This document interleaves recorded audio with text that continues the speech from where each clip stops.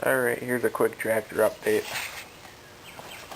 This is my oil drain bucket. It was a 80-90 gear oil bucket before, but it's got that fancy top on it with the lid and the cap cover. Anyways, here's my air filter oil bath. And it smells like dead minnows. And I can see there's lots of dead bugs and shit in there. Yeah, there's a lot of shit in there. Probably can't see it real well, but get a little bit better light.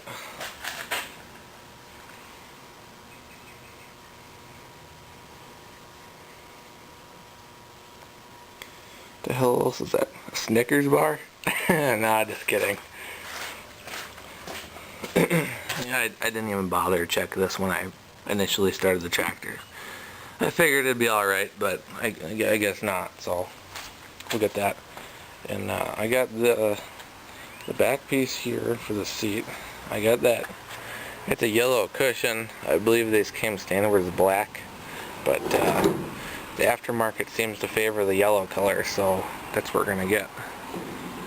I actually already have it, but this, I presume this is probably the original, like a backrest.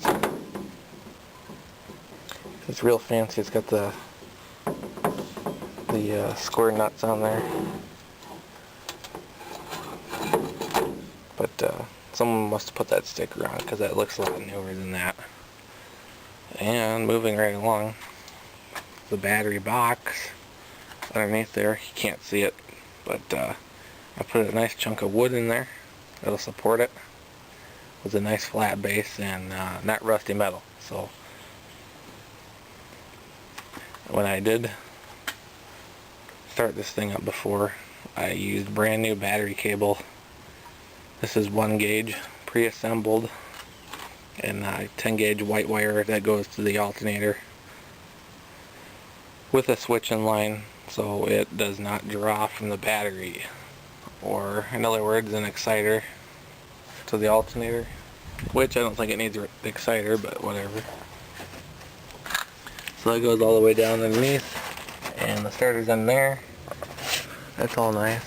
This, I never did figure this out. I can get it to engage pretty good sometimes, and the other times it'll just grind. I tried adjusting it both ways, but I have a feeling it's two worn gears trying to mesh doesn't work too well. And governor, I did the test procedure where you put the flywheel to the LH impulse on this mark here. They do not line up, and the flywheel's pointing here, but it's supposed to be down here. It's like about right there. So assuming that it's at top dead center, I adjusted this backwards to the snap and then tightened it. So I don't know, we'll see. But I don't have any throttle. I can move that up and down all I want, but it seems to run full throttle, and the only way to adjust this engine is to pull back on the carburetor rod to medium choke or 3/4 choke.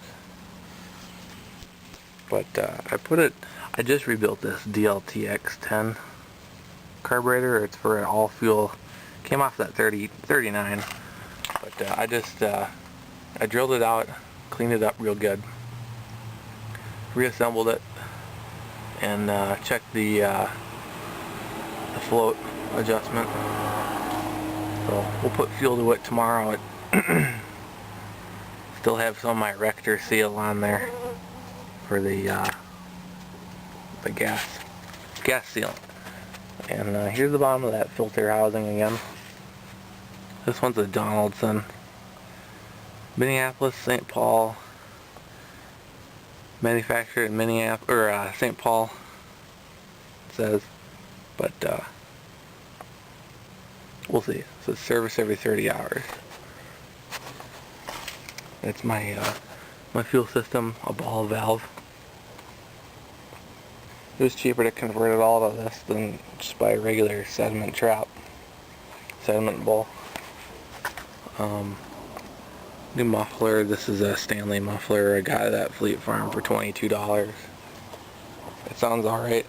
The only problem is it's not original, because if it was original it'd be the same height as that, but it's taller and it's had that extra crap there, so I might cut that off, go under the garage door a little nicer. Here's my one-wire alternator and a new Gates belt on there. I assembled this with a garage door opener, track, or the pivot, and that's just a regular piece of steel there. Well, that's actually a bed frame that I salvaged. Some bushing, some washers, real nice.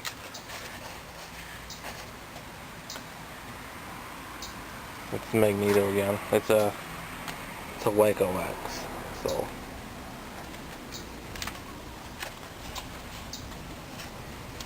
And right now I'm just getting able to, I'm gonna have to drill and tap holes here because these are not usable anymore. That one's completely missing, but this one is not usable. So drill and tap holes, and we'll screw that plate down on there.